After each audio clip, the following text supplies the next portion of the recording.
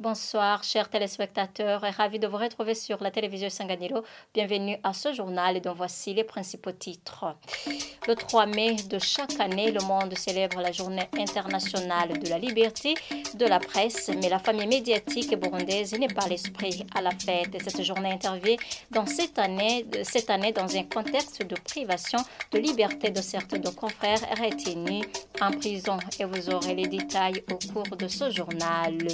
Les exploitants des débits de boissons en commune Mukaza se plaignent d'enregistrer d'énormes manques liés à la pénurie des produits et Brarudi. De leur côté, certains consommateurs de ces produits se rabattent sur des boissons dont ils ne maîtrisent même pas la teneur en alcool, au risque de mettre en danger leur santé. Après une courte pause, les détails.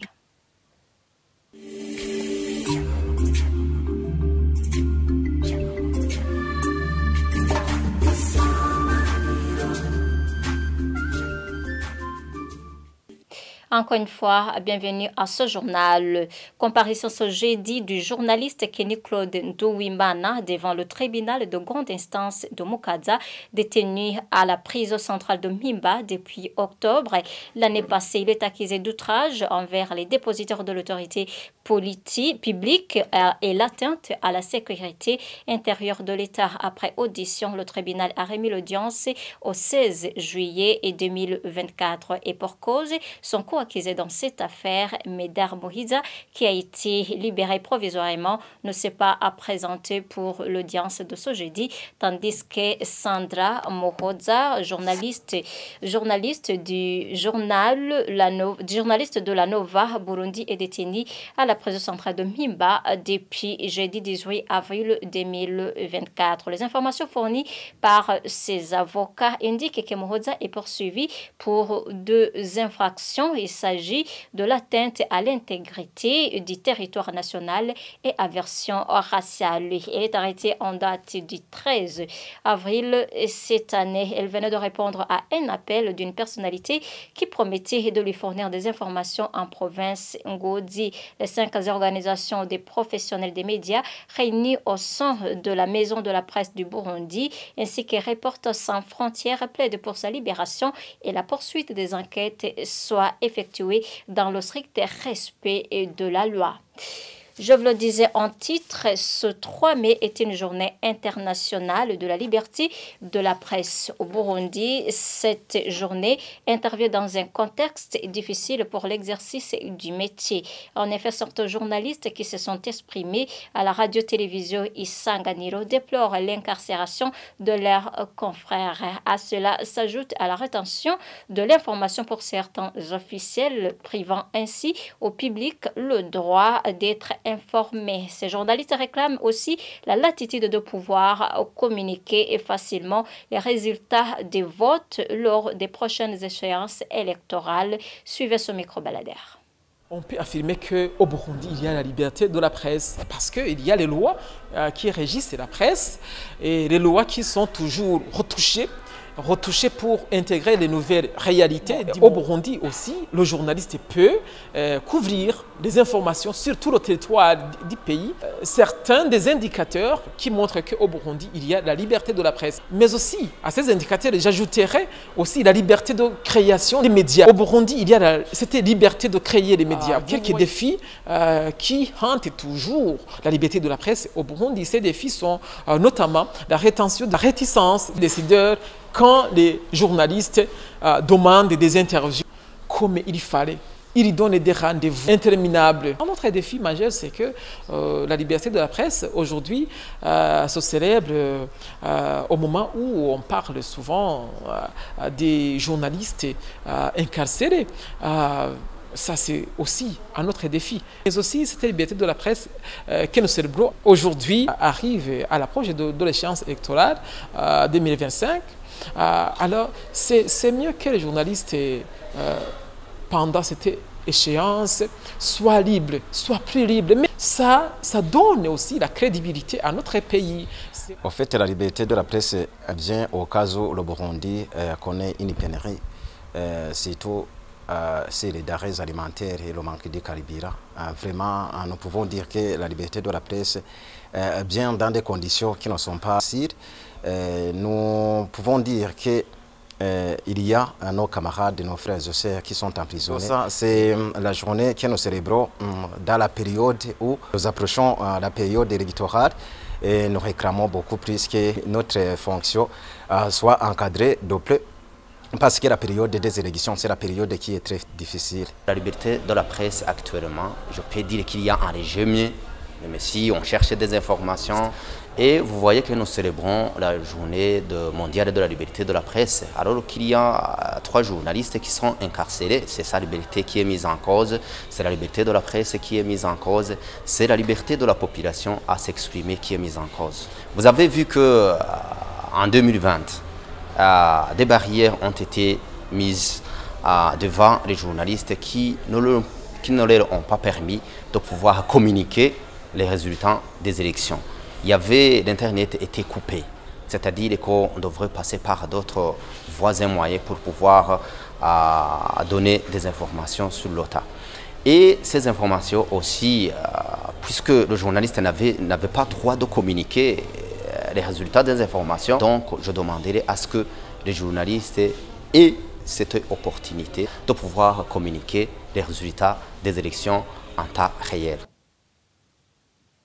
La journée mondiale de la liberté de la presse sera consacrée pour cette 31e édition à l'importance du journalisme et de la liberté d'expression dans le contexte de la crise environnementale mondiale actuelle. Le thème retenu est la presse pour la planète, crise environnementale et urgence du journalisme.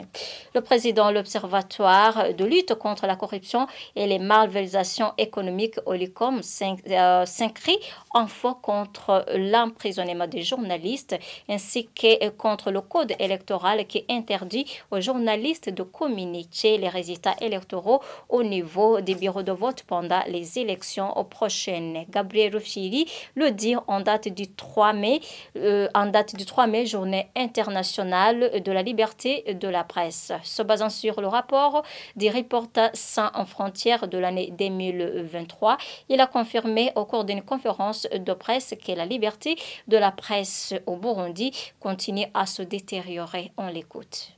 Étant donné que l'accès à l'information est un droit de chaque citoyen burundais et compte tenu des traités et conventions ratifiés par le Burundi, dont entre autres la Déclaration universelle des droits de l'homme et la Charte africaine des droits de l'homme et des peuples, l'ORICOM recommande ce qui suit au gouvernement du Burundi: libérer provisoirement les 3 journalistes emprisonnés afin qu'ils soient poursuivis état libre, que les journalistes accèdent à toute information comme le garantit la Constitution burundaise et les traités et conventions que le Burundi a ratifiés. Annuler tous les mandats d'arrêt qui pèsent sur certains journalistes en exil afin d'asseoir le climat d'apaisement en vue d'arrêt dans les élections inclusives, transparentes et apaisées. Il en est de même pour d'autres groupes comme la société civile et autres. Que les représentants du gouvernement et du parti au pouvoir participent dans les émissions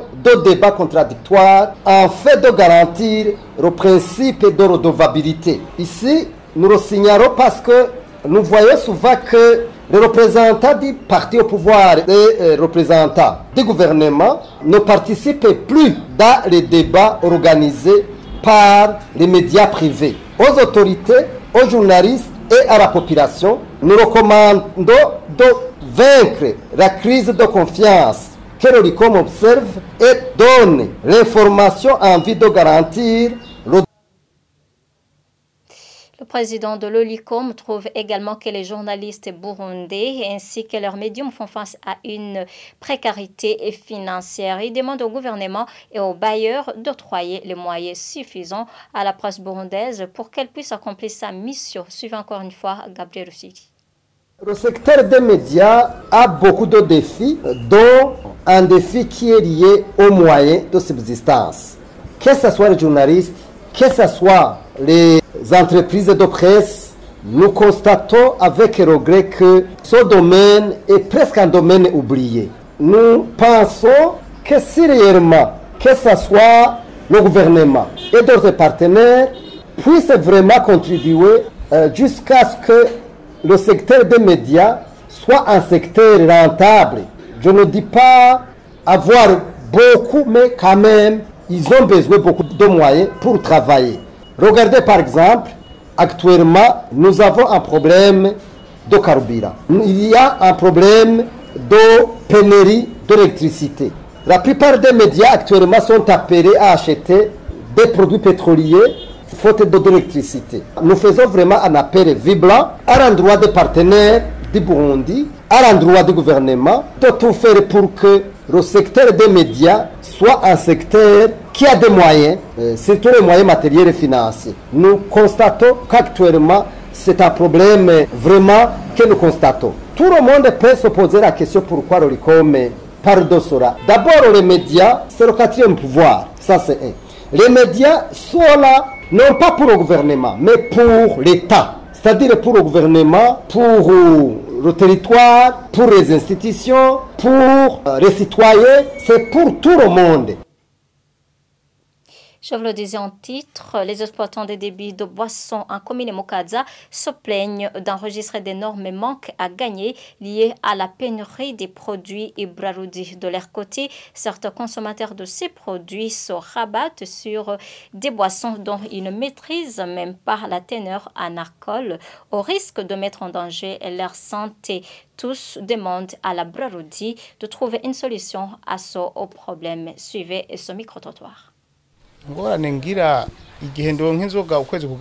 Dans les conditions normales, nous subvenons à tous les besoins nécessaires, que ce soit payer le loyer et nos employés, mais en cas de pénurie de ces produits Braroudi, nous nous retrouvons incapables de travailler comme il faut. Une autre chose, les clients ne peuvent pas commander à manger dans un bistrot où il n'y a pas de boisson, et là, c'est une perte aussi du côté de la cuisine, parce qu'on avait déjà acheté la viande de chèvre.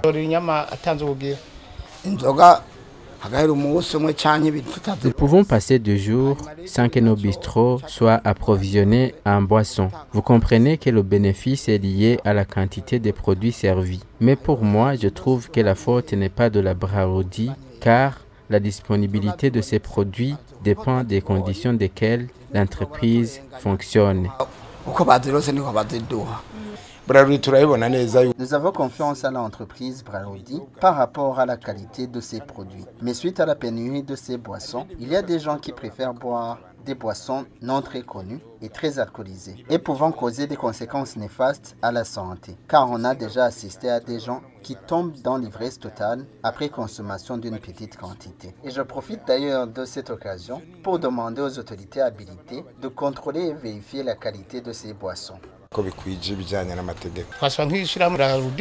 Nous demandons à l'entreprise Braroudi de faire tout le possible pour disponibiliser ces produits. Sinon, on se retrouve dans des conditions où ça devient difficile de payer les taxes et impôts à l'OBR. Et la fois passée, l'OBR avait fermé nos bistrots suite à ce problème.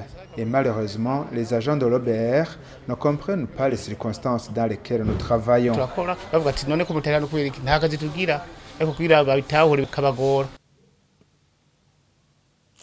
Des marchandises estimées à une valeur de 500 millions sont parties en fumée à cause d'un incendie qui s'est déclaré dans la soirée de ce jeudi au marché de Ruvumera en zone Buyenzi. D'après les informations recueillies sur place, ces marchandises étaient stockées dans la partie où travaillent les tailleurs.